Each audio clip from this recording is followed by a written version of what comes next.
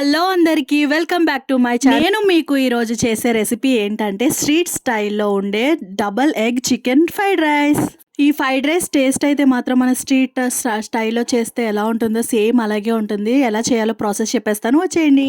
మనకి బయట దొరికే ఫ్రైడ్ రైస్ తినొచ్చు, కానీ దాంట్లో ఎక్కువ క్వాంటిటీలో టేస్టింగ్ సాల్ట్ వేసేయడం వల్ల అది మన ఆరోగ్యానికి అంత గుడ్ కాదు. కాబట్టి ఇంట్లోని ఈ ప్రాసెస్లో చేసుకుంటే గనక ఈజీ వేలో ఈ ఫ్రైడ్ రైస్ని చేసుకోవచ్చు. ముందుగా ఒక బౌల్లో చికెన్ తీసుకుని, అది చికెన్ బోన్ ఆర్ బోన్లెస్ అయి ఉండొచ్చు, మీ ఇష్టం అది. నేనైతే ఇక్కడ బోన్ తోటే తీసుకున్నాను. ఆ చికెన్ని చిన్న పీసెస్ కింద కట్ చేసుకుని పెట్టుకున్నాను. కట్ చేసి పెట్టుకున్న ఈ చికెన్లో ఉప్పు, కారం, పసుపు, గరం మసాలా, అలాగే ఒక కార్న్ ఫ్లోర్ ఇవన్నీ వేసుకుని బాగా అల్లం వెల్లుల్లి పేస్ట్ కూడా వేసుకుని బాగా మ్యాగ్నేట్ చేసుకుని ఒక 10 మినిట్స్ పక్కన పెట్టేసుకోవాలి.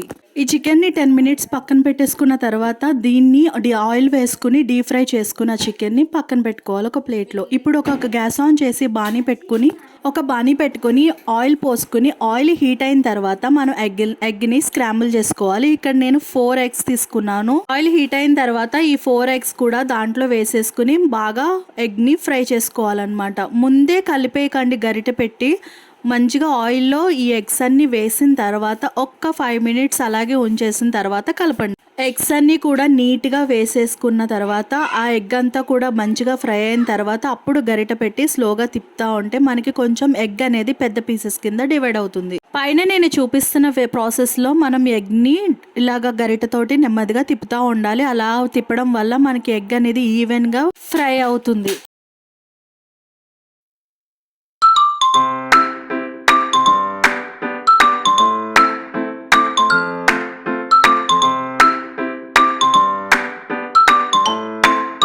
సో ఎగ్ అనేది మంచిగా ఫ్రై అయిన తర్వాత ఈ ఫ్రైడ్ రైస్లోకి వెజిటేబుల్ వేసుకోవాలి. ఇక్కడ వెజిటేబుల్స్కి వచ్చేటప్పటికి నేను క్యాప్సికమ్, ఆనియన్, అలాగే క్యారెట్ కూడా తీసుకున్నాను.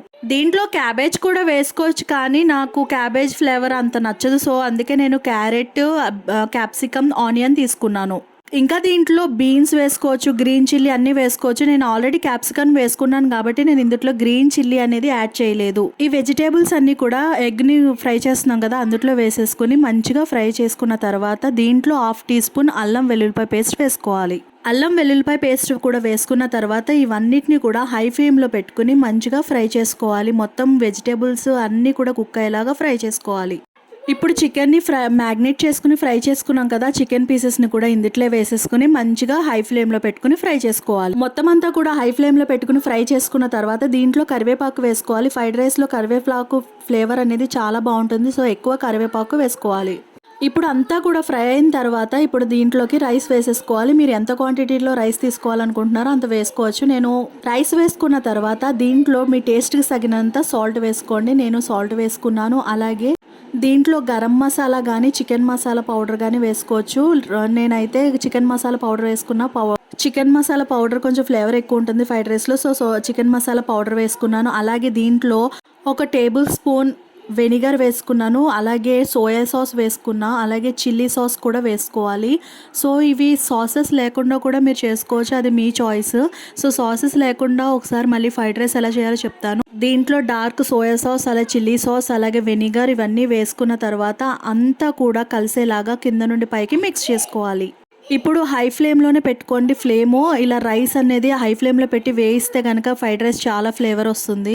సాల్ట్, మనం వేసిన మసాలా, సాసెస్ అన్నీ కలిసేలాగా రైస్ని 2 గరిటెలు పెట్టుకొని కింద నుండి పైకి మొత్తం టాస్ చేస్తూ మిక్స్ చేస్తూ ఉండండి, మొత్తం అన్నీ కలిసేలాగా. హై ఫ్లేమ్లో పెట్టుకుని ఇలా టాస్ చేసుకోవడం వల్ల, మొత్తం కలపడం వల్ల ఉప్పు అనేవి ఈవెన్గా సరిపోతుంది. లేదంటే అక్కడక్కడ ఉప్పుగా ఉంటుంది, అక్కడక్కడ మసాలా ఎక్కువ ఉంటుంది. అలా కాకుండా మొత్తం గరిటె పెట్టుకుని ఈవెన్గా స్ప్రెడ్ అయ్యేలాగా మొత్తం మిక్స్ చేసుకుని హై ఫ్లేమ్లో పెట్టుకోవాలి.